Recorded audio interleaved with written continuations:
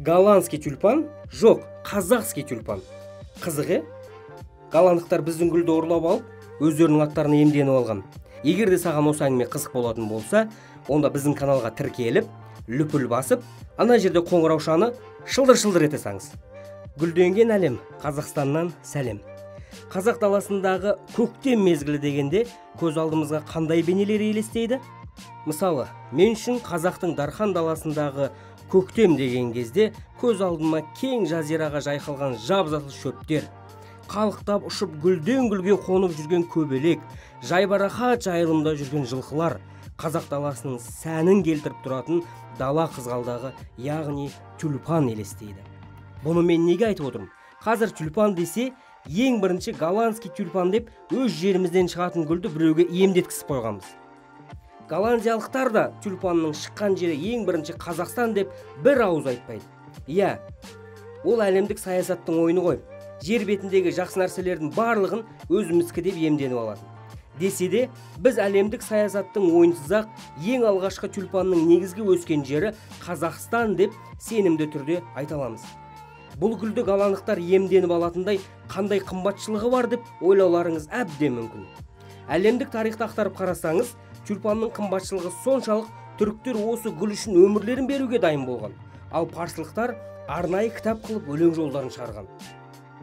Ал тюльпан қазақ жерінде 10 миллион жыл бұрын Тянь-Шань тауларының бөктерінен пайда болған. Дәл қазіргі Қазақстанның шекарасынан түріктерге барады. Түріктерден ары қарай Европаға тарап кетеді. Қалай тарап кеткендігін 1 минуттан кейін айтам. Бұл гүлдің тағы бір ерекшелігі, анықтап қарасаңыз, бас киімге келеді. Яғни, парсылықтардың ұлттық бас киімі осы тюльпан гүліне қарап шығарған. Біз бұл гүлді дала қызғалдағы дейміз. Ал парсылықтар қазақ жерінен келген гүлге өз атауларын береді. Яғни, толибан, тюрбан деген атау берген. Ал түріктер тюльпанды лале дейді. Сол жақтағы қыздардың әйгілі есімдерінің бірі.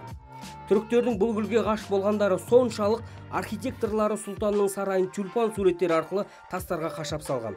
Кейбір Осман империясындағы адамдар тірі тюльпанды тюрбанға тағып алатын да болған екен. Сол кезде тюльпанның ұрығына бірнеше арпа астық ірі қараларды алуға болатын. Орта ғасырда кімде-кім Константинопольден тюльпан гүлінің ұрығын ұрлап алып шығатын болса, өлім жазасына ешқандай кешірімсіз кесілетін болған. Соның өзінде жүрегінде түгі бар Австрия елшісі гүлдің ұрығын ұрлап Венаға алып келеді. Осыдан бастап тюльпан Голландияда пайда болды. Бұл гүлге махаббаттары ашылғандығы соншалық бағасы тым жоғарылап, тюльпанның 3 тал ұрығына Амстердамның орталығынан бір үй алатындай дәрежеге жеткен. Айтпақшы, ол үй қазіргі таңда Амстердамның орталығында әлі тұр. Австрия мемлекеті қара түсті тюльпан өсірген адамға 100 000 гүлден сыйақы береміз деп уәде берген. Гүлден деген Австрия империясының сол кездегі валютасы. Енді сол 100 000 гүлденге сол уақытта Венадан бірнеше үй алуға болатын. Тағы бір айта кететін жайт, дала қызғалдағымыздың саяси оқиғаға да байланысы бар екен. Ол 2005 жылы Қырғызстандағы саяси төңкерілістің аты қызғалдақ төңкерілісі деп аталған.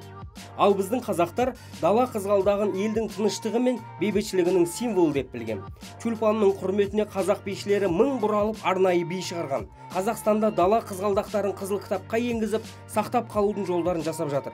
Қазақтың Дархан даласының сәнін келтіріп тұрған, көктем мезгілінде көрпе болып жайқалып тұратын дала қызғалдағымызды уақыт өте келе европалықтар иемденіп алғандары қынжылтады.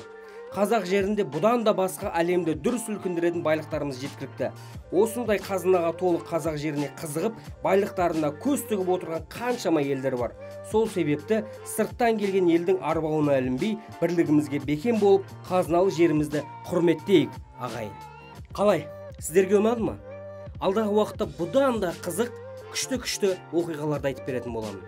Ол үшін біздің каналға тіркеліп, осы каналдың дамуына үлкен үлестеріңізді қоссаңыздар, өте көп мағлұмат аласыздар. Сау болыңыздар.